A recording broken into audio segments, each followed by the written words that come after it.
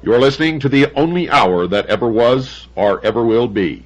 You're listening to the hour of the time, during which you will decide your future and thus our collective futures. I'm your host, William Cooper. Tonight's program, ladies and gentlemen, comes from a book by Manly P. Hall named America's Assignment with Destiny. And last night,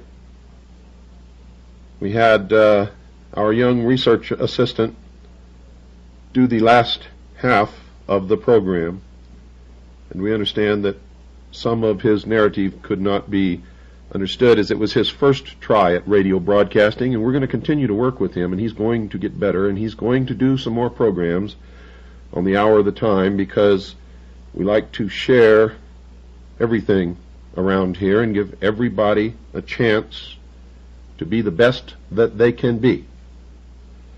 So I'm going to continue tonight where I left off at the halfway point in the program to make sure that nobody misses any portion of any of this series. And we continue now. It was written that the Cholulans deeply admired Quetzalcoatl, the great priest, because of the purity of his life, the kindliness of his manner, and his doctrines of peace and brotherhood. He remained with them for nearly 20 years, slowly sickening from the poison which was destroying his body. At last he realized that his ministry was coming to an end, so he continued his long journey toward the mysterious city of Tlapalan, from which he had come. He turned toward the east and proceeded to the sea, which he reached at a point a few miles just south of Veracruz. Here he blessed the 4 young men who had accompanied him and bade them return to their homes with his promise that one day in the future he would return and restore his kingdom among them. Then the old and weary man called to the sea, and out of the waters came a raft of serpents. He stepped upon this strange craft and was carried away into the land of the sun's beginning. He left behind him a priesthood that perpetuated with esoteric rites the mysteries of the feathered serpent. There is every indication, folks, that the cult of Quetzalcoatl was kept secret, a precaution necessary in the face of the opposition of the primitive indigenous sects. There are several accounts of the death or departure of Quetzalcoatl. The conflict is due in part to the legends being derived from different tribes and in part to the Spanish methods of gathering the reports. Now, these invaders took slight interest in the native traditions until they had destroyed most of the available sources of information. Later, even the converted Indians were uncertain of their tribal history. There's reason to believe, however, that some sacred records were intentionally suppressed and were never available to the missionaries. The people of Mexico claim to have sacred accounts of the mysteries of their religion and the origin of their race. There's mention of the divine book written by Tezcucan, a wise man or wizard whose name means Lord of the Great Hand. This was supposed to contain the account of the migration of the Aztecs from Asia. Baron de Waldeck claimed that the book had once been in his possession. De Bourbourg thought it was the Dresden Codex. The Bustamante wrote that native historians had a copy in their possession at the time of the fall of Mexico. Now, there's good probability that manuscripts of great value survived the Spanish colonial period and are still available to certain qualified persons. Augustus Leplangian, known to the Yucatecans as Great Blackbeard, was one of the few Americanists to be accepted into the confidence of the ever-reticent Indians. They told him enough to convince a thoughtful man of the existence of esoteric schools in the Mayan area. Quote, "That sacred mysteries," unquote, writes Leplangian, "have existed in America from times immemorial, there can be no doubt. Even setting aside the proofs of their existence that we gather from the monuments of Uxmal and the descriptions of the trials of initiation related in the sacred book of the Quiches, we find vestiges of them in various other countries of the western continent. The rites and ceremonies of initiation were imported in Peru by the ancestors of Manco Capac, the founder of the Inca dynasty, who were colonists from Central America, as we learn from an unpublished manuscript written by a Jesuit father, Reverend Anelio Oliva, at the beginning of the year 1631 in Lima, and now it resides in the library of the British Museum in London. A number of authors have tried to prove that Quetzalcoatl was a foreigner who, reaching the shores of the New World at an early time, attempted the civilization of the aboriginal tribes. Lord Kingsborough favored the possibility that this wanderer was actually the Apostle Thomas, and that the ancient Central American Indians came under Christian or Jewish influence. Always deeply concerned with the possibilities of linking the worship in the Americas with the religions of the Near East, his lordship writes, "The Messiah is shadowed in the Old Testament under many types, such as those of a lion, a lamb, a rose, the morning star, or the planet Venus, otherwise called Lucifer, the sun, light, a rock, a stone, the branch, the vine, wine, bread, water, life, the way," and he is there recognized in the triple character of a king, a priest, and a prophet. It is very extraordinary that Quetzalcoatl, whom the Mexicans believed equally to have been a king, a prophet, and a pontiff, should also have been named by them Sayacatl, or Quetzalcoatl, or the morning star. Lavizcalpantecutli, or light. Mexitli, or the vine, for Torquemada said that the core of the aloe from which the Mexicans obtained wine was so called. Votan, or the heart, metaphorically signifying light, and Toiliatl, Manyar de Nestra Veda, bread for his body made of dough, was eaten by the Mexicans. Las Casas, quoting Padre Francisco Hernandez, says that an old Yucatecan described the ancient religion of his people thus: that they recognized and believed in God who dwells in heaven, and that this God was Father and Son and Holy Spirit, and that the Father was called Icona, who had created men and all things, that the Son was called Bacav, and that he was born of a virgin called Tiberius, who is in heaven with God. The Holy Spirit they tamed Ichuic. The son Bacab was scourged and crowned with thorns, was tied upon a cross with extended arms where he died, but after 3 days he arose and ascended into heaven to be with his Father. Dr. Alexander, who reports this story in his book, is inclined to feel that it is confused and probably distorted by the Spanish recorder. On the other hand, the universal distribution of the basic theme may be explained another way. Among the Lacandones, Quetzalcoatl is still represented as a snake with many heads. There is an account that this snake was killed and eaten at times of great national peril, especially at eclipses, which were regarded as portents of disaster. It was believed by the Mayas that Kukulkan descended invisibly from the sky and personally received the offerings during great feast held in his honor. For details of this, consult The Mythology of All Ages, Volume 11, Latin American, by Hartley Burr Alexander. Now, Daniel Brenton, in his Essays of an Americanist, devoted some thought to the magical powers attributed to the priests of Central America. He mentioned Father Bieza and an English priest, Thomas Gage, who reported cases of sorcerers transforming themselves into animals and performing other miracles. De Bourbourg was not entirely convinced that ventriloquism, animal magnetism, or the tricks familiarly employed by conjurers explained the mysteries of Nagalism, as the black art of these Indians is called. Brinton quotes from the Popol Vuh, "Truly, thus Gucumat's Quetzalcoatl became a wonderful king.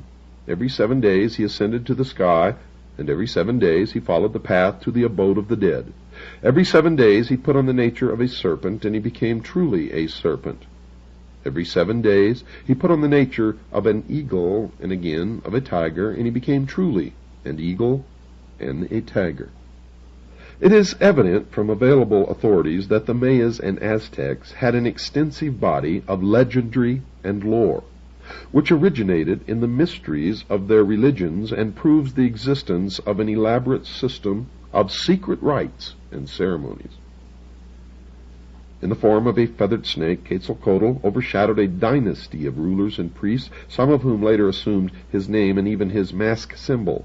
These later Quetzalcoatls have been confused, like the several Zoroasters of Persia, into one person, with the resulting conflict in dates. Recent excavations would indicate that the cult of the feathered serpent was established before the beginning of the Christian era and did not arise in the 10th or 11th century A.D. as held by some modern archaeologists. In fact, it is more likely that the ancient hero was said to have been reborn or to have overshadowed a later leader of the nation. All the accounts imply that the religious order which served the mysteries of Quetzalcoatl was long established, and those who follow in the way which he had prescribed lived most severe lives. Children were consecrated to his temples from their birth and were marked by a special collar. At the end of the 2nd year, the child was scarified in the breast. When it was 7 years old, it entered a seminary where it took vows covering personal conduct and public duties, including prayers for the preservation of its family and its nation. There were many of these priestly brotherhoods, and the Spanish missionaries, in spite of their theological prejudices and intolerances, were forced to admit that the Aztecan priests were excellent scholars and lived austere and pure lives. It was said of these missionaries that in Quetzalcoatl, who taught charity, gentleness, and peace, they thought they saw a disciple of Jesus Christ. The kings of the Mexican nations, like those of ancient Egypt, were also initiates of the state mysteries. Torquemada described the attainments of Nazahalpili, the king of Texcoco. This learned man gathered about him masters of the science and arts and gained a wide reputation as an astrologer and seer. When Montezuma was elected to rule over the complex of Nahuatlan nations, King Nazahalpili stood before the young man and congratulated the entire nation for having selected such a ruler, whose deep knowledge of heavenly things ensured to his subjects his comprehension of those of an earthly nature. The interpreter of the collection of Mendoza described Montezuma as by nature wise, an astrologer and philosopher, and skilled and generally versed in all the arts, both in those of the military as well as those of a civil nature, and from his extreme gravity and state, the monarchy under his sway began to verge towards empire. The great serpent, clothed in quetzal plumes, certainly belonged to another race and came from an unknown country. Lucien Biart says, "It is an incontestable fact that Quetzalcoatl created a new religion based upon fasting, penitence, and virtue. In skillful trades and in metalworking, this Amerindian savior reminds one of the craftsman of Tyre who cast the ornaments for Solomon's temple. As a benefactor of his people, as a liberator of men's minds and hearts, this Nahuatlan demigod certainly revealed the attributes of the master builder." Folks, are you beginning to hear the implications that this may be connected to the ancient mysteries and directly to Freemasonry? For that is exactly what Manly Hall is putting across. Scattered through the jungle of Yucatan and extending northward into Chiapas and southward into Honduras and Guatemala are the remains of ancient cities and the ruins of old cultural centers, religious or educational, dedicated to scientific research and the investigation of the spiritual mysteries of human life. These shrines and temples are adorned with numerous religious emblems and figures and closely resemble the temples and schools of the esoteric tradition which were scattered through the Mediterranean countries, North Africa, and the Near East. The Aztecs inhabiting the Valley of Mexico certainly derived much of their cultural impetus from the more highly civilized Mayas. These Nahuas practiced elaborate rites and ceremonies and recognized a large pantheon of divinities. It seemed unlikely that the Aztecs patterned their religious concepts from some inferior cultural tradition. There are positive indications that the tribes of central Mexico had received an important intellectual stimulus from the Mayas, and even found it expedient to acknowledge this indebtedness. The physical remains of the Maya civilization are sufficiently impressive to indicate a highly advanced people whose religious institutions and rites had reached a considerable degree of refinement. Most early writers, in an attempt to estimate the cultural attainments of these nations, have been over-influenced by the early theologians and scientific enthusiasts who invaded the field with a variety of concepts and, of course, preconceptions. The empires of the Mayas and Aztecs were resplendent with edifices dedicated to their faiths. There were magnificent shrines, temples, and altars, some to sanguinary deities and others to benign and kindly gods. The state mysteries, however, were seldom performed in the sanctuaries of popular worship. Neophytes traveled to remote places, and if they went uninvited, they seldom, if ever, returned. Throughout the jungle are the ruins of extraordinary buildings constructed for unknown purposes. The mysteries of Xibalba, as recorded in the Popol Vuh, and traditionally associated with the culture hero Votan, were given in such an architectural complex which served as an entrance to a mysterious world beyond the dimensions of the material mind. Such gateways existed in all the old countries where the mystery religion originally flourished. Obviously, archaeologists cannot discover the secret rites merely by grubbing among the overturned and broken stones. As the priesthoods were not considerate enough to label their monuments, there is little left today even to excite curiosity. Fortunately, however, the esoteric tradition survives in the racial subconscious, whatever that is, and its violated schools and colleges need not be physically restored. When such restoration is attempted, the buildings usually reveal that they were designed as symbols of the cosmos. If the mystery system existed in the Western Hemisphere, as the landmarks indicate, it must have produced its initiates and adepts. These, in turn, became the leaders and saviors of their peoples. The wonder-working hero, whose deeds enriched all tribal traditions, always and everywhere performed the same miracles, possessed the same powers, and made the same personal sacrifices. The mystery school required not only a hierarchy for its maintenance and perpetuation, but also appropriate places of initiation, partly underground or adjacent to grottos and caverns. It required also a body of lore peculiarly significant, participation in which conferred special rights and privileges. A people which had reached the mental platform of the Mayas would not have accepted a philosophy of life that was without profound and significant values. Pagan priesthoods did not initiate those of feeble mind, but selected for spiritual advancement persons of high attainment and mature judgment. Albert Reveille, in the Hybard Lectures, 1894, notes of the religion of the plumed serpent. There was something mysterious and occult about the priesthood of this deity, as though it were possessed of divine secrets or promises, the importance of which it would be dangerous to undervalue. It is fortunate, indeed, that at least one manuscript relating to the religious mysteries formerly practiced in the Mayan area has been recovered.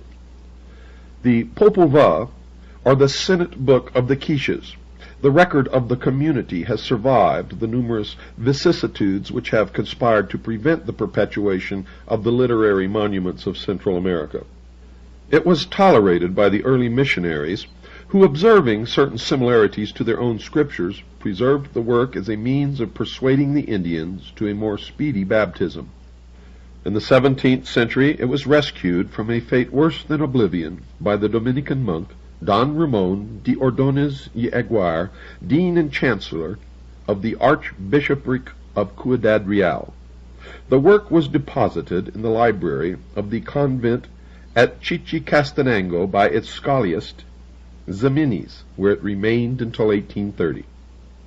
The manuscript of the Popol Vuh was rediscovered about 1855 by Dr. Cesar in the library of the University of San Carlos, Guatemala City. Through the industry and scholarship of that ardent antiquarian, the Abbé Brasseur de Bourbourg, this mysterious book of the Quiches came at last to the French language, where it lingered for years, awaiting English translation.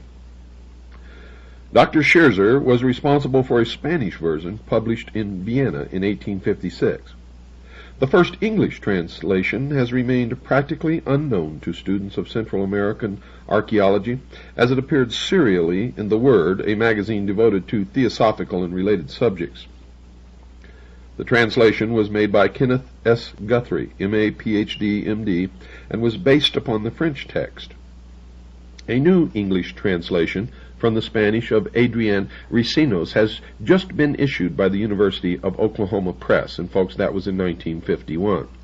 This version is by Delia Goetz and Sylvanus G. Morley and includes important introductory and commentary material. Writing under the pseudonym Aretas James Price, issued part of the Popol Vuh with learned commentaries under the title The Book of the Azure Veil. This ran in Lucifer, a theosophical magazine, between September 1894 and February 1895.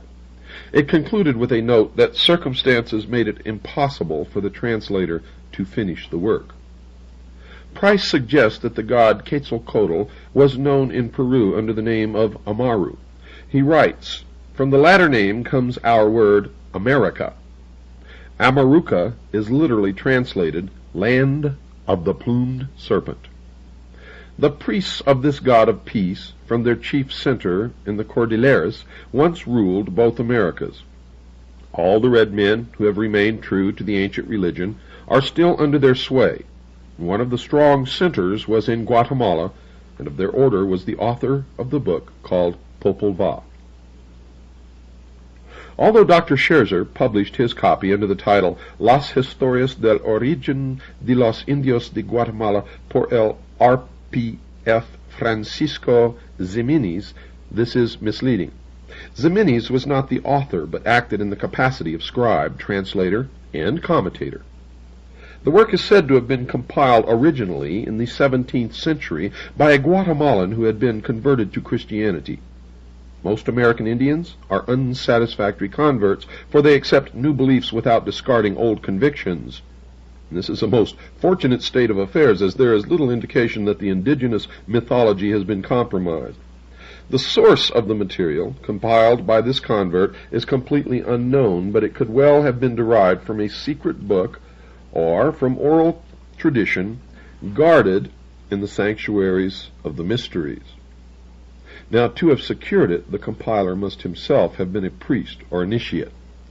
Certainly, the Popol Vuh is by far the outstanding available text on pre-Columbian mythology and cosmology existing. The Quichean scribe, in his introduction to the Popol Vuh, writes, "The following is what we shall write, and we place it in writing because since the Word of God has been promulgated, and hereafter during the cycle of Christianity, the book of the azure green veil is no longer to be seen, in which it could be clearly perceived that it had come from the further shore of the sea, which book has been called the record of our existence in the overshadowing world, and how we there beheld light and life." Now, note that this translation by Price is somewhat fuller than that given by Guthrie and seems to be more in the spirit of the quiche tradition. And the implication, folks, is that the work originated behind the azure veil.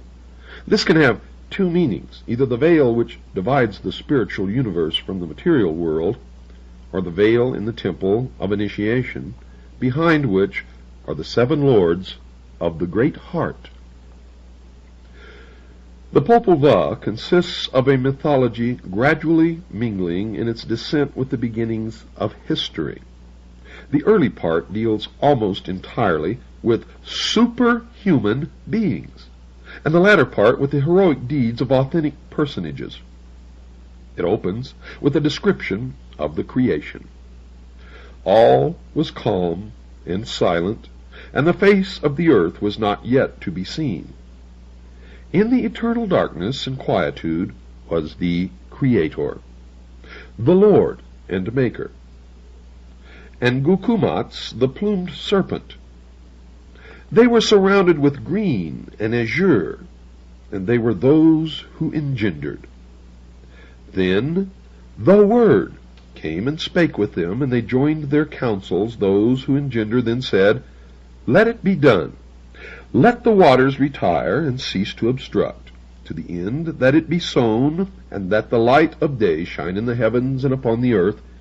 For we shall receive neither glory nor honor from all that we have created and formed, until human beings exist, endowed with sentience.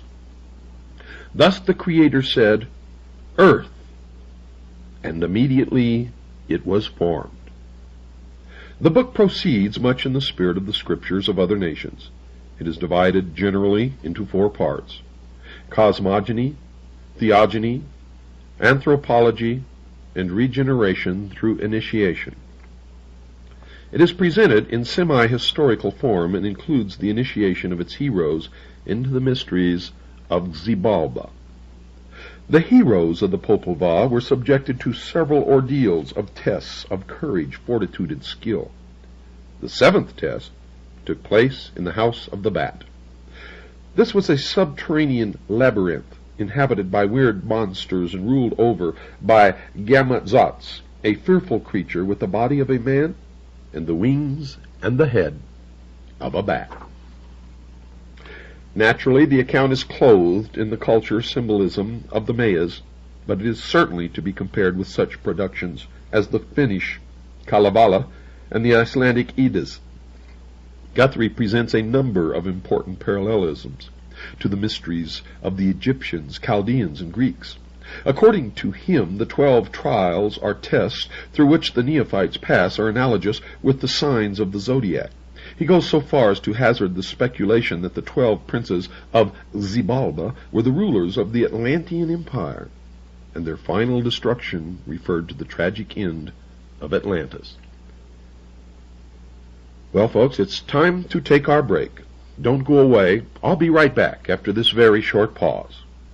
Hello, folks. This is William Cooper speaking to you now for Swiss America Trading, our sponsor, also our friend, our backer, our mentor, and many other things. Good people, just like you and I, really care about this country, care about the truth. They know that God must exist for our Constitution and nation to survive. They understand the purpose of this program, and they back the hour of the time fully. Now, folks, they're also a business that provides investments for people who want to protect their assets during hard times, economic collapse, times of inflation, depression. You think of it, and they can provide it to help you as far as hard assets are concerned. Some we recommend, some we don't. They have non-confiscatable, non-reportable hard assets. They have bullion. They have precious metals of many different kinds. All of these have been proven throughout history to be the very best, and in most cases the only means of protecting your assets, the things that you've worked for all of your life. So call now 1-800-289-2646 and talk to them. Ask them what they have available, what they recommend, and ask them about their other programs. Do it now. 1-800-289-2646. And for the first 200 callers, folks, you will get Harry Figge's report entitled Tackle the Debt. Also, mention my name, William Cooper, for a free newsletter on protecting your future. And by protecting your future, folks, you're protecting the future of the hour of the time, and of course, freedom for the world. So call now 1-800-289-2646. That's 1-800-289-2646. You'll be glad that you did.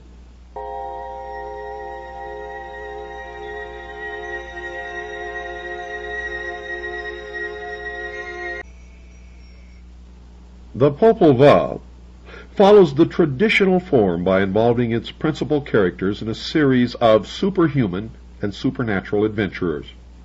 The work is certainly an account of the perilous journey which is the usual means employed to veil thinly the story of initiation. By comparison with the oral traditions of the northern Amerindian tribes, the legend unfolds what Dr. Paul Radden beautifully calls the Road of Light. Medicine priests have freely acknowledged that in dreams and trances they could leave their bodies and travel to the abodes of the gods and the dead. To make this journey while still living is initiation, for it is conscious participation in the fact of immortality.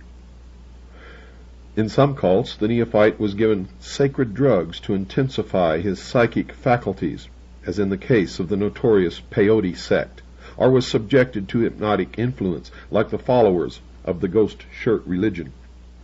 By some means, a condition of death was simulated, and the consciousness or superior self passed through certain internal experiences of which at least a partial memory was preserved. The entire process of creation took place within the green and azure coils of the plumed serpent.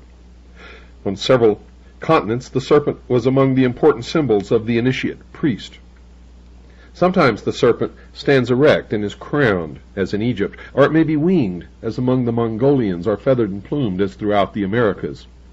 Obviously, the natives did not intend to imply that they believed in the actual existence of winged snakes, for no such creatures ever existed among them. The serpent was a wisdom symbol, and when plumed, it meant that wisdom had been given wings and had become spirit, wisdom, or illumination. Price suggests that Matthew chapter 10, verse 16 explains the symbolism of the snake bird. Quote, "Behold, I send you as sheep into the midst of wolves. Be ye therefore wise as serpents and guileless as doves." Unquote. Now let me read the same passage from Matthew chapter 10, verse 16 again, with the mystery religion meaning. Quote, "Behold, I send you as neophytes into the midst of the profane. Be ye therefore wise as magicians and guileless as mystics." Unquote. Mr. Price was a Greek scholar, and his translation differed slightly from the King James Version, as you can see. He felt that the Quetzal had the same meaning as dove, and that the creature combining the serpent wisdom and the bird intuition or inspiration represented the adept, in whom the mind and heart doctrine were completely reconciled. The conflict between the initiate and the adversary, or the paths of white and black magic, is always present. In the story of Daganowida, the power of evil was personified by Atotarho, an old war chieftain who had a cluster of venomous serpents on his head in place of hair. The Mexican Quetzalcoatl was attacked by the red god of war. The adversary personified either older cults which opposed the establishment of the benevolent mysteries, or later cults responsible for the destruction of these institutions. In either case, an inferior state of spiritual enlightenment was implied. The mysteries were institutions of liberation and were naturally opposed by groups seeking to keep their people in bondage through ignorance. The struggle was therefore between religion as temporal authority and the mystery faith, the internal quote, road of light, unquote. The ruins of the past explain why it was the common belief that the men of good spirit, the initiates, were sacrificed to the material ambitions of temporal rulers. Now, folks, you can apply this same logic to the mystery religion of today. Where they refer to the adversary, they are talking about the same religious institutions, governments, and groups of people that Mr. Hall refers to in discussing the ancient mystery religions of the Aztecs and the Mayans. Only in their modern writings, they will never disclose that. All the aboriginal tribes of North America practiced mystical and magical rites and vestiges of an esoteric tradition served by a priestly class distinguished for sagacity and personal integrity are still to be found among surviving groups. Scattered over a vast area and divided further by lack of a common language, these nomadic bands were approaching the horizon of national existence when the European colonists conquered their lands, decimated their tribes, and destroyed their cultural patterns. So diversified were the traditions of these peoples that it is difficult to summarize their beliefs and doctrines, especially after their legends, histories, and religious institutions were corrupted by outside influences. The European colonists were of no mind to search for the mystical secrets of the Indian life way. These settlers brought their own religious beliefs, which they were resolved to force upon the natives. There were no ethnologists or anthropologists among the Puritans, and many important landmarks of Indian philosophy were destroyed before they had been honestly investigated or appraised. Most of the tribal lore was in the keeping of priests and elders, and if these were killed or died without finding suitable successors, the traditions ended. Even today, older Indians find it difficult to select younger men to perpetuate the sacred institutions. Thus, it is unwise to assume that from available fragments a complete picture of Indian mysticism can ever be reconstructed. The Indian has always been an individualist, and neither circumstance nor inclination induced him to form extensive intertribal organizations. His way of life and the vast silences of his homeland caused him to turn within himself for courage, wisdom, and faith. He could not visit distant shrines of learning or sit at the feet of famous teachers. There were no books to ponder and no ancient sages to guide his religious convictions. Few strangers visited his camp with news or opinions from far places. He was part of a small family, and the tribal life, with its simple lore, was his only source of cultural tradition. A thoughtful observer of nature about him, the Indian lived constantly in the presence of mysteries, with no reference frame other than his own imagination. Though stoical in appearance, he was highly emotional, as indicated by his songs, dances, and festivals. His sensory perceptions were acute, and his legends indicate strong dramatic instincts. Among advanced tribes, according to Dr. Franz Boas, an elaborate series of esoteric doctrines and practices exists which are known to only a small portion of the tribe, while the mass of the people are familiar only with part of the ritual and with its exoteric features. For this reason, we often find the religious beliefs and practices of the mass of a tribe rather heterogeneous as compared with the beliefs held by the priests. Among many of the tribes in which priests are found, we find distinct esoteric societies, and it is not by any means rare that the doctrines of one society are not in accord with those of another. Esoteric forms of religion in charge of priests are found among the tribes of the arid region of the Southwest, the tribes of the southern Mississippi basin, and, to a less extent, among the more northerly tribes of the plains. It would seem that, on the whole, the importance of the esoteric teachings decreases among the more northerly and northeasterly tribes of the continent. Medicine priests were trained by their predecessors or were called to their life work by some miraculous incident. The little Indian boy, who early in life showed a tendency to dreams and visions, was encouraged to select this career. In a highly organized tribal system, He was initiated into the religious institutions of his nation, receiving the lore of the old priests and fragments of tribal history. If he belonged to some small, wandering band, his entire spiritual education had come from within and was induced by fasting and vigil. The vigil was the most widely practiced religious discipline of the Amerinds. In all matters of emergency or great decision, the Indians sought solitude. He went alone to some high place, built a small campfire, planted around him a circle of prayer plumes, smoked the ceremonial pipe, and waited through the long hours of the night for the voices. The voices instructed him in the herbs of healing, taught him the songs and dances, and brought him news of what was transpiring in distant places. There are many stories about medicine priests learning to leave their bodies at will and journeying into the shadowland to guide the dying to the home of ghosts. Many of these grand old mystics were wise in the ways of the spirit and should be regarded as duly initiated members of esoteric orders. The miraculous powers of the medicine priests extended over a wide variety of phenomena.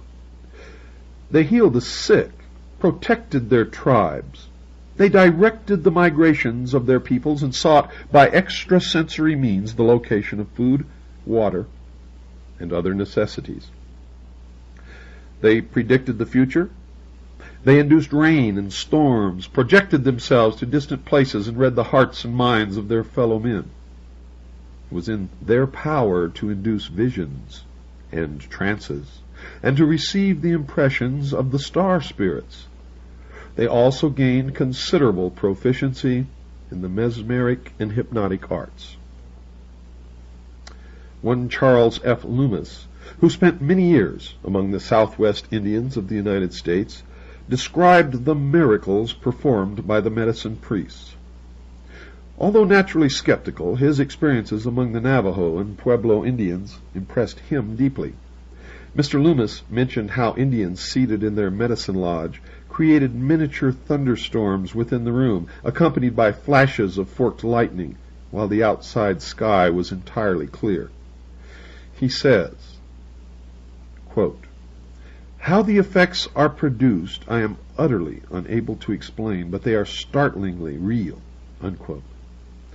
He was also impressed by the ability of the priests to change themselves into animals in the presence of spectators.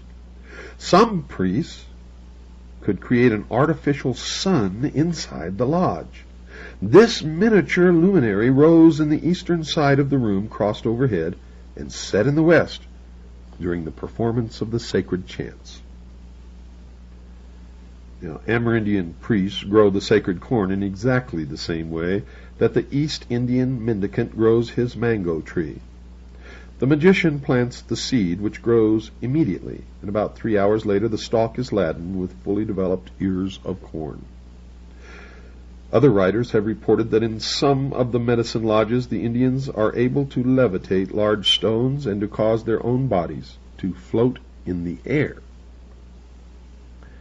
Unprejudiced observers have been forced to conclude that among most tribes of Amerinds, magical rituals are performed involving the use of natural forces beyond the normal experience of human beings. The Amerindic concept of cosmogony paralleled in a general way that of the Chaldeans and other peoples who dwelt in the valley of the Euphrates. The world consisted of 3 regions, with human beings inhabiting the surface of the central zone. Above this middle end was an airy expanse extending to the abode of the Sky Father. Below the surface were subterranean levels extending downward to the place of the Earth Mother, and this cavernous region was like the dark and shadowy underworld of the pre-Homeric Greeks. In the Southwest legends, human beings originated beneath the earth in a kind of paradisical land. There also were mountains, valleys, and of course beautiful plains, and a sun and moon that lighted the region. In the beginning, everyone was happy. But later an evil deed brought upon them the wrath of the gods. In most accounts, this lovely shadowland was destroyed by a flood. In some miraculous manner, a few righteous persons were preserved and took refuge on a tall plant, which, growing rapidly, finally broke through the surface of the middle land, bringing the survivors to safety. The secrets of healing, prophecy, and magic came to the Indian from an order of beings called Manitos. This Algonquin word is now applied to the concept of powerful, governing spirits. The Manitos were not actually gods, but superhuman man-like creatures possessing extraordinary attributes and frequently considered as giants. The size factor, however, is figurative rather than literal. The Manitos were a divine, invisible tribe, masters of magic, to whom human beings could turn for help and guidance whenever necessity arose. The effort to explain the term Manito as only signifying a, quote, wonderful power, unquote, and synonymous with the Iroquois Orinda is not sufficient to meet the requirements of the Indian religious philosophy. Orinda conveys more precisely a power or energy universally present in animate and inanimate creatures, and manifesting through the vital processes which cause things to exist, to function, and to affect other existing and functioning things. It might be safer, folks, to assume that the Manitos represented the intelligence controlling and directing the, quote, wonderful power, unquote.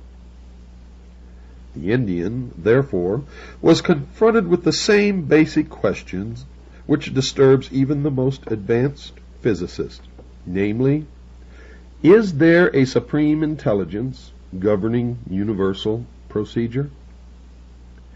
The religious concepts of the Indians, writes Dr. Boas, may be described in two groups, those that concern the individual and those that concern the social group, such as tribe and clan.